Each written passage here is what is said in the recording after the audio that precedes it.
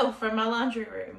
I have promised for probably 2 months that I was going to do a video where I discussed how I dry my herbs and what I do with them and that sort of a thing. So if you're new here, my name is Erin and I do a little bit of a homesteading kind of deal, but mostly I just geek out really hard on my garden in about every way possible. So over here, just hanging off of my shelf, this is like builder's grade awful shelving that I will hopefully this winter replace with actual cabinets. But in the meantime, it's great for herb drying. So over here I have lemongrass, basil, lavender. There's several things over there that are drying. And I'm going to grab the ones that are dry and show you what I do for them now that they've reached this step. This is lemongrass. This is back whenever I would chop off the top of the plant. I have the remainder of the plant that I decided no longer needed to live in my herb bed elsewhere. I'll go grab him in a second. This strand, I want to show you exactly what I've been doing here. This is lavender. Aren't they cute? I've got oregano here. It smells so good. I wish you could smell through the camera one day, right? Basil. But what I do is I just tie little bundles. Here we go. Now you can see.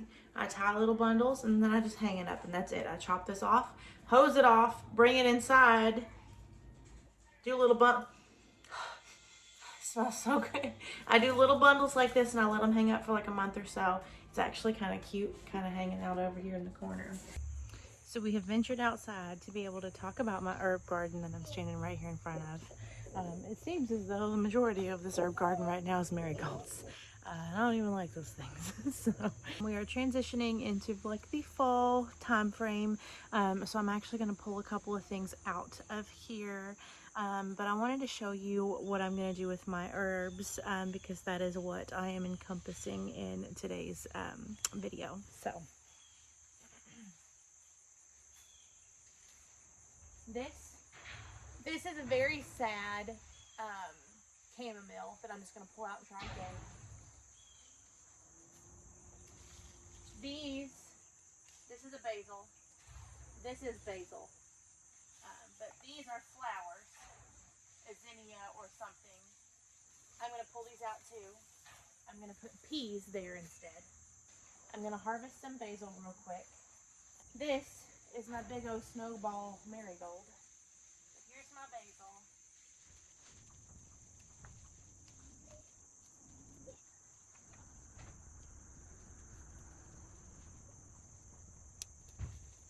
So here's everything I've just harvested off my basil.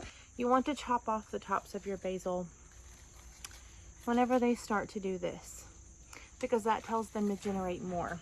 It also is a bit of a woody plant toward the bottom, so if you continue to cut off these things, it will make two.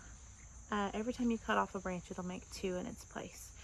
And it will become, it'll start to look kind of woody towards the bottom of the bush. Hold on, I have a handful of examples here. It starts to brown off and look kind of woody toward the bottom. And that's what this woodiness is, what the whole bottom of the plant looks like. But that's okay. It's just going to continue to generate more and more and get bushier and bushier the more you cut off.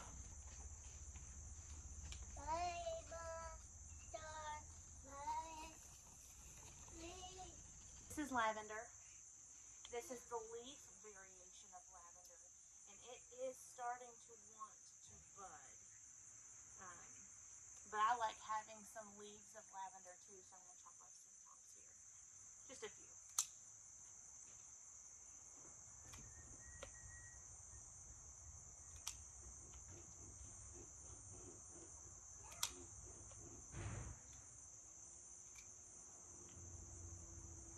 Just a few. This is sage. I like to put this in recipes sometimes in the place of sausage because it actually tastes a little bit like the spiciness that you get from pork. I just like to top these.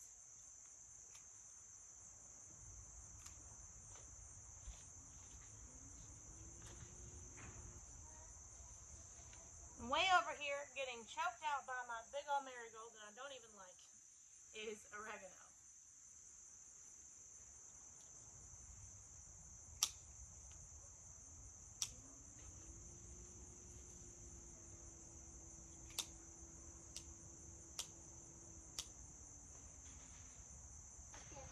Now before we venture inside with this bowl of herbs, I want to collect some more, and this is the container herb garden that I started towards the front of my house.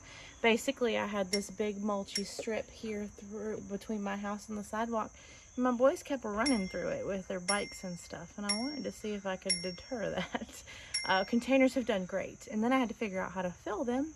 And so now I've got a whole mess of herbs in there, and this is the area that I've been very bad with this year. I forget, there's a bike over there.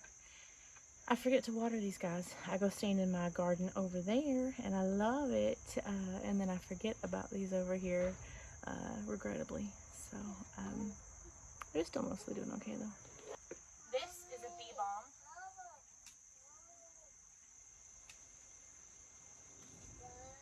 This is one that gets very thirsty and feels very neglected.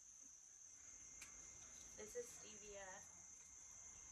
And that one's kind of done for the year, I think. This is pineapple sage. What are you doing, baby? This is another echinacea. I'll leave him here. This one's a yarrow. This is the one I want to show you.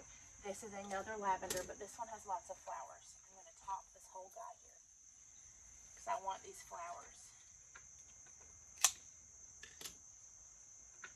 Look how cute they are. This is my favorite smell.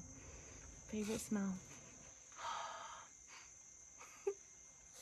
So, whole bowl of herbs. We're going to bring them in. So I've brought all my herbs in. Some of these I want to dry.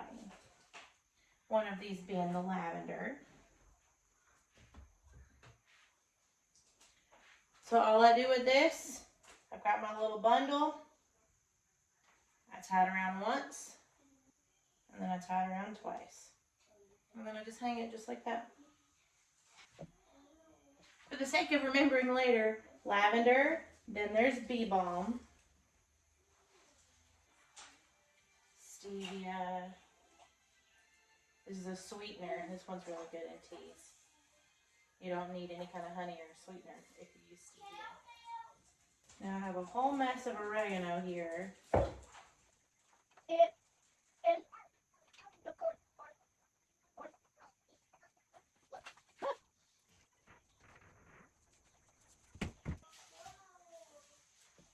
So I have tied all of these up.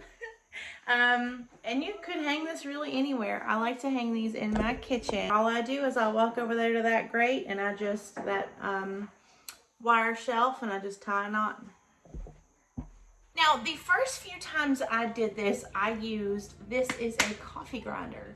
I have had this for years and it worked really well, but I'm doing things on a big scale, so I'm going to use a food processor today. This is the remainder of the lemongrass. This is whenever I decided that I needed to pull the plant fully out of my garden bed. And so this is the rest of it. I haven't tried it yet, but I've read that lemongrass is super yummy for teas. So that's why.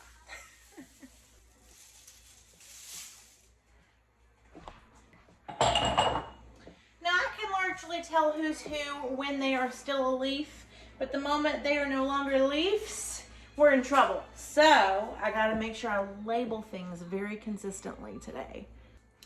Now this is lavender, okay? All I do is put this stuff in big old jars. But the important thing here is you've gotta make sure it's super dry.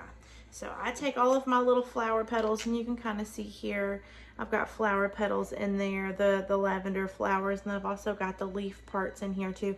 I just mix it all together. I like adding this into my sugar scrubs, salt scrubs. I really kind of am on a whim. I'll make them different every time. But I don't use these in any edible sense. I'm going to start trying to do teas with this too. But so far I've been saving this, and I've just been putting it in soaps, candles, things that I'm using for smell, because this does smell very true lavendery. So all I did was cut the string off, right? And you've got yourself a nice good little bundle. Aren't they cute? And then I just kind of rough them up.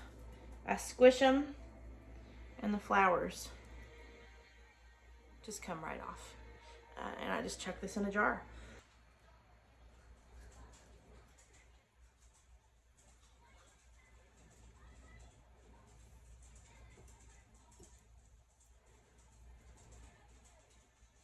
So some of these littler leaves, littler flowers, there's some leaves here, the greens of the plant, and the stems. All of this I'll chuck in the food processor, and this is what will make all of the little leafy green parts in my jar. I realized while I was watering things literally yesterday, I was like, gee, it's almost end of the season and I really haven't harvested a whole lot of my herbs.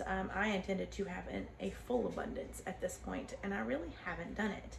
Now there's a couple of different reasons for that. I was spending a lot of my time on something I shouldn't have been spending my time on, but also I wasn't great about watering my herb garden that is in containers, my container herb garden, if you will. So aren't they cute? So because I wasn't good at watering that and taking care of it, it of course didn't produce really well. So next year.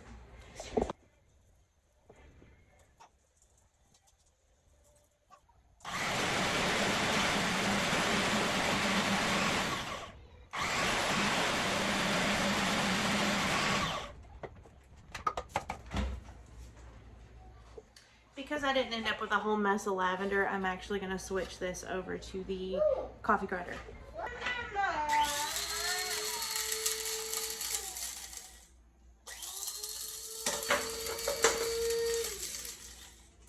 The coffee grinder handled this way better.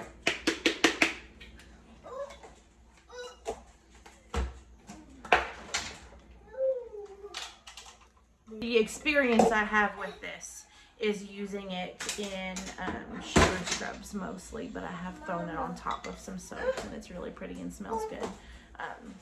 But I had a big old jar of lavender. I've been collecting this for years. Some of this stuff is a couple years old. All right, so next we're gonna do basil, and I'm gonna do a couple different varieties of basil. So first I'm going to do the dry basil.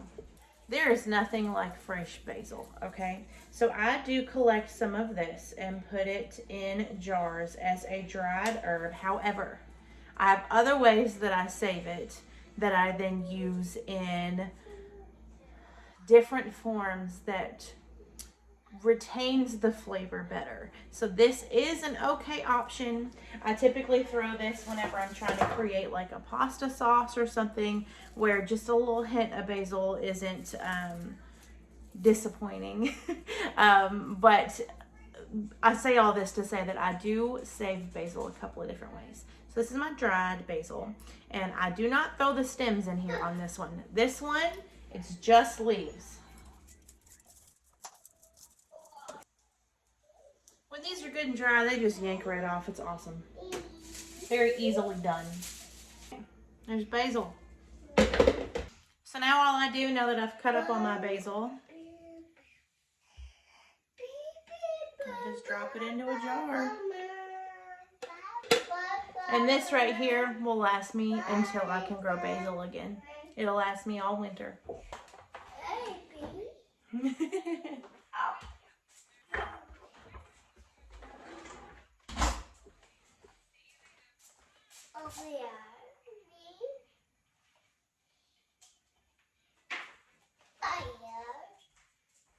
My children seem to always walk off with my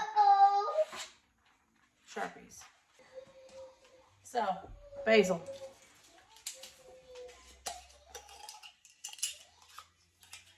This is not very aesthetically pleasing of me,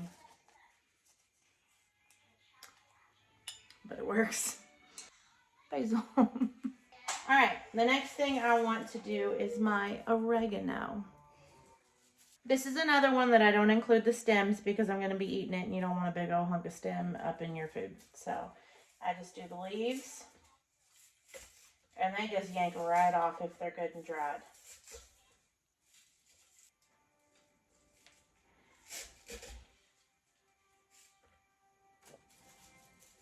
If these have flowers on the top, they go in too. Why not?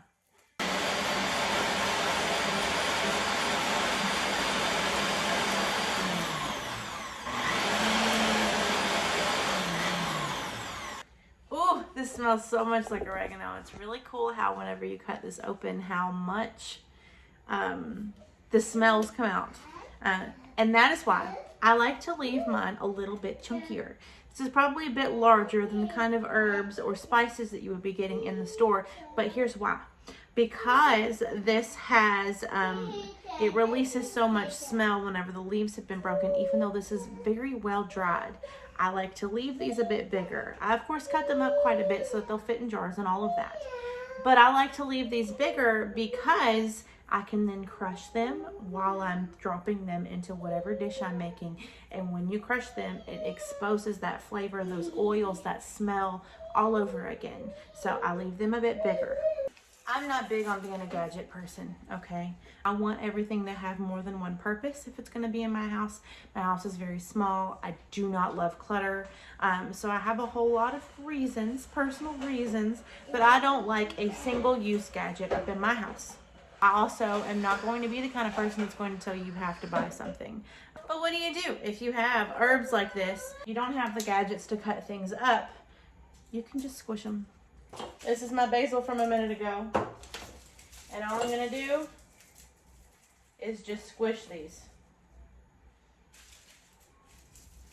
As long as these are good and dry, they squish just fine. So I've squished most of them in here. There's some little sticks hanging out and stuff. But I want to show you how I used to do this whenever I didn't have, you know, all my fancy gadgets.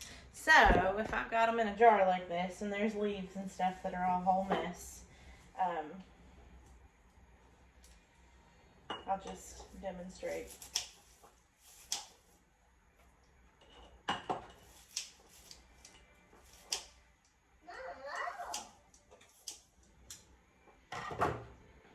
Now I usually would have done that in a coffee mug to where there was a curved bottom and it was really well done.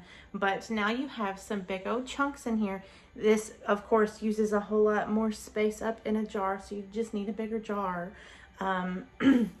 But these bigger leaves are really true to what I was just saying about the oregano, that these bigger leaves are not a bad thing because as you crush them up, they'll expose more flavor into the dishes you use. So if you don't have any gadgets, you don't have a food processor, you don't have a coffee grinder or any grinder, this works just fine.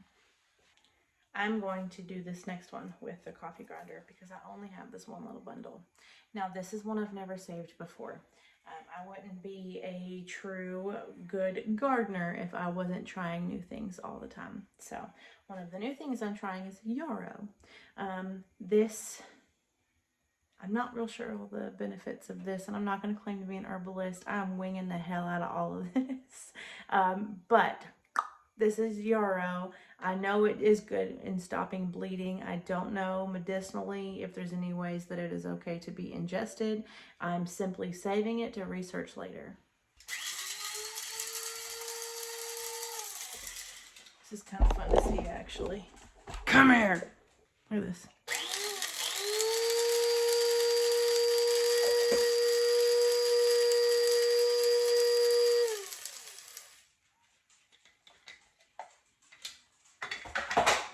That is just fuzzy in there. So again, I just dumped this in a jar. I'll maybe use it later in teas. I don't know. But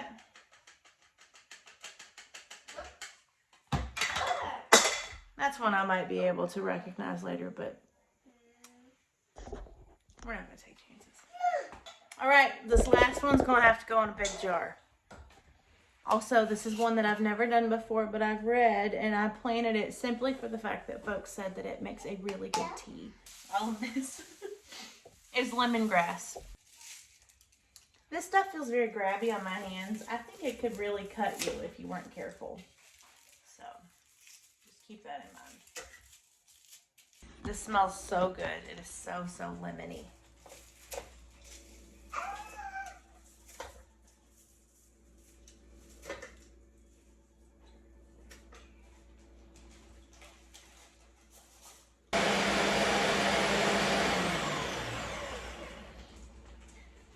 I've been standing here for what feels like ages trying to do this.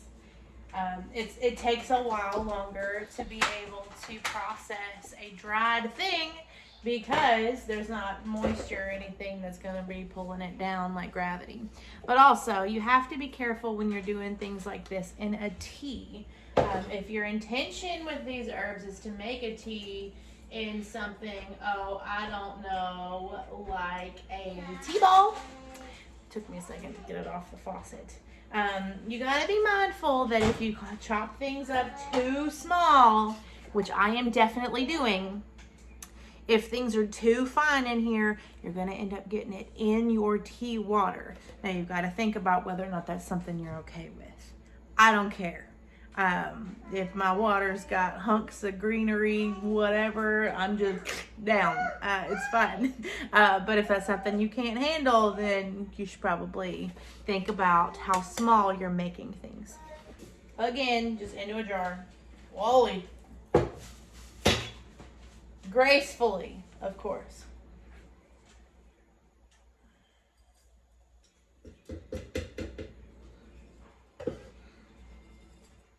Lemongrass. Now there is some moisture in my food processor, and there's of course going to be moisture because these are fresh leaves, but I'm going to show you how we remedy that, because you cannot have any moisture if you're going to seal a jar with a spice of any kind, because you'll generate mold, almost definitely. But we'll fix that. So I'm going to yank all of the leaves off of these. I did just rinse these. I'm going to pull all the leaves off. All I'm going to do is chunk a whole bunch of salt in here. The ratios are really dependent on how much is necessary to get this to get to a good consistency.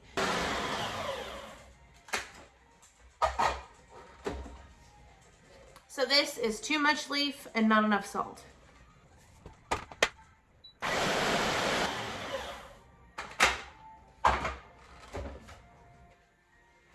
We're almost there. I want just a bit more salt. I want these leaves to break down a little bit more, and you need more salt granules for that to be able to be achieved.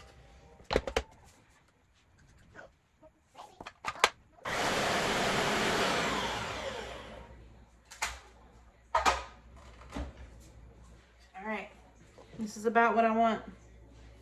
It's, I want to say, it might be more salt than it is basil. I don't want to say it's 50-50,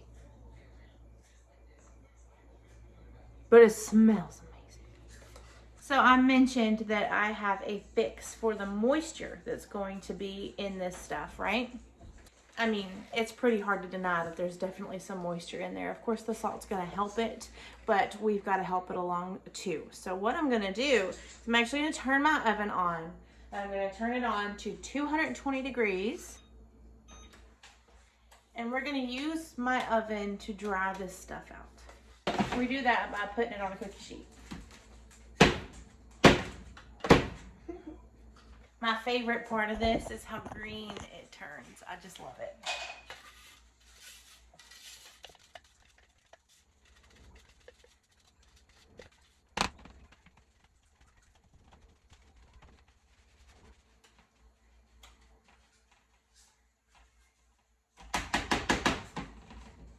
It's almost like a wet sand consistency.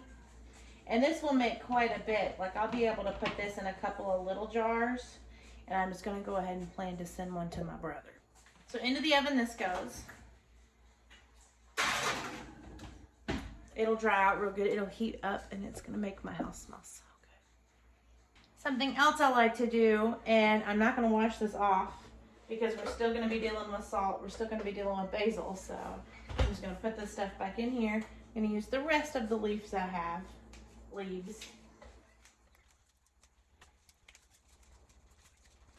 I am going to throw some more salt into this just to get it to chop up real nice.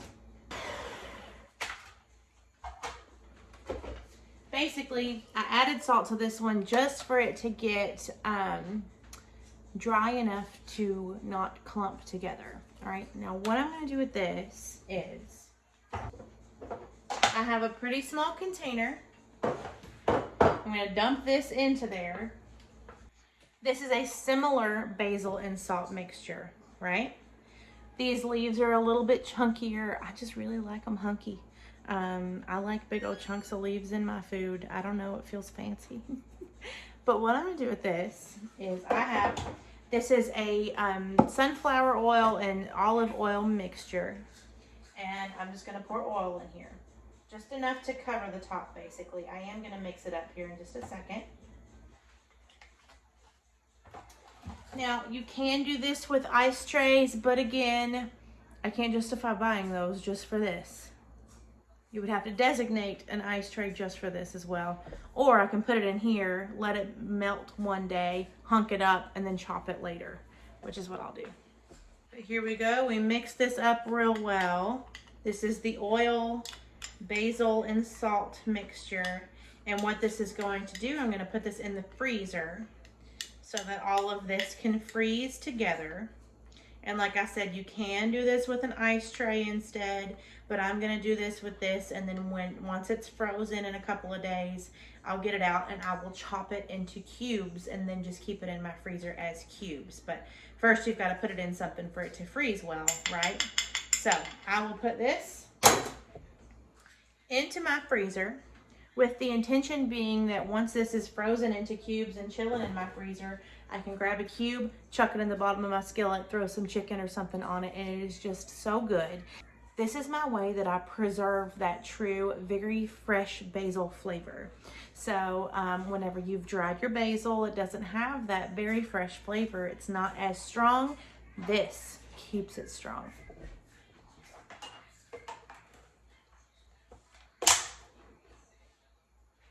In the freezer. You should see my floor in here right now. It's pretty bad. We're gonna ignore it. Okay, so I said earlier that I like to make my own sugar scrubs. I wanted to show you how I do that too. So this is a little container that I like to keep in my shower, and this is what I put my sugar scrub in. Basically, I put something different in my sugar scrubs every time I make them, but basically it's sugar and stuff. Sometimes I'll get some skin oils, like I've got a Palmer's cocoa oil that I'll sometimes put in it, but I don't want it to smell like cocoa this time. So basically I use this for when I'm gonna shave my legs, whenever I need to exfoliate a little bit. So it's like maybe once a week or so I'll have like I'll scoop a handful of this out and just scrub it all over. And I love it. It keeps my skin feeling really soft, and when I put oils and stuff in it, it's also really moisturizing. I'll like sugar scrub and then wash afterwards, and it's just awesome. So I want to show you how I make this. Now I have done this a couple of times with salt. Done a salt scrub instead. I find that I really like the sugar better because the sugar can kind of break down and the granules aren't so harsh on your skin. Salt doesn't break down as well, and the granules in that can sometimes be bigger. And I just don't like that one as much. So I just put some sugar in here. Today I'm going to do this olive oil in here, but you can really do any kind of oil. It's kind of like a moisturizer for your skin. I just put a little bit in there. And then what I'm going to do today is, like I said, I change it up every time I do it. I brought in some lavender. That one's lavender, and I think this one is rosemary. So lavender and rosemary. I'm about to rip all of these little baby leaves off and put them in the food processor too. Just like what I was doing earlier with the salt, I'm going to use the sugar to dry things out a bit so these leaves really do get chopped up like we want.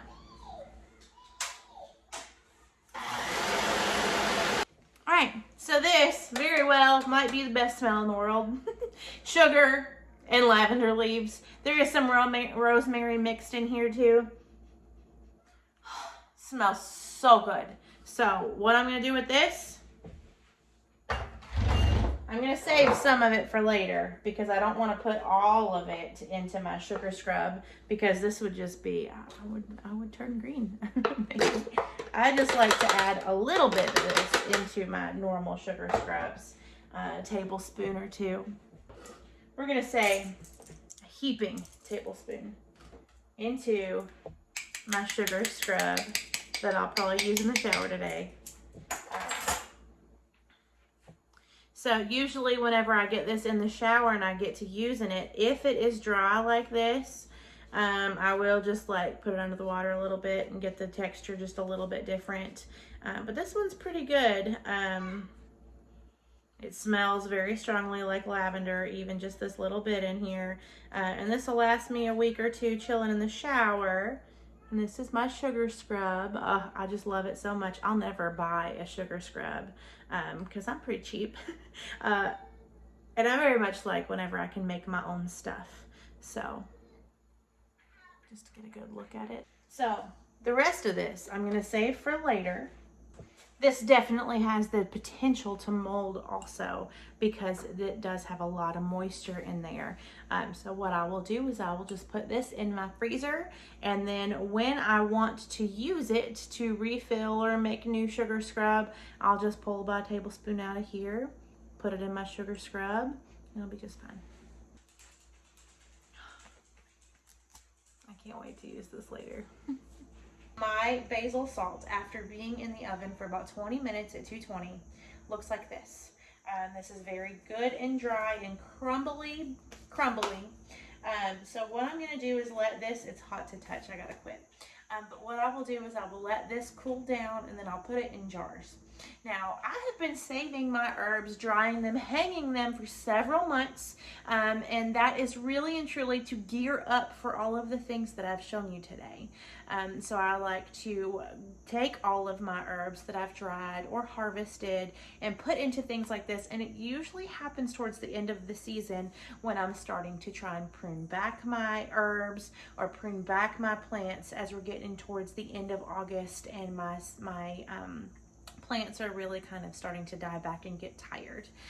I say all that to say that typically whenever I do these big herb projects, I usually do those towards the end of the season, and I usually save these things and try to give them out as Christmas gifts.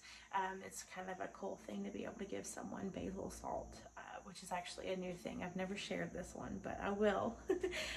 So basically, all of my herbs, I've shown you sugar scrubs, I've shown you salts, I've shown you how I preserve them. So this is what I do with all of my herbs. I know I've promised to make this video for a couple of months now, but I really wanted to have an abundance of things to show you. So if you want to watch my full garden tour where I talk about other things that aren't just herbs and I talk about all of my other plants, you can watch this video next, which goes over the entirety of the garden in a full tour that I did just a couple of weeks ago. But thanks so much for joining me today, and hopefully all this stuff has been really helpful, or it's been mostly entertaining to listen to my children be loud and yell at me in the background. But thanks so much for watching today.